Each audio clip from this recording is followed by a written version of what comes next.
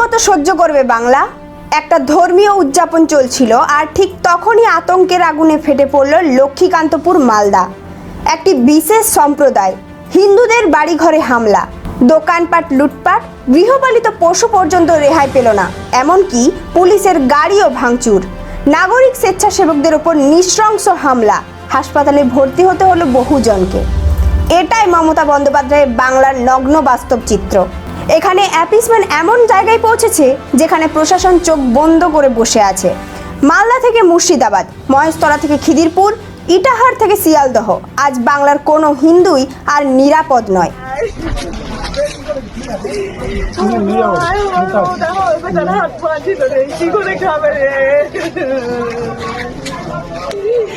আমার বেটাকে দেখতে পাবো এত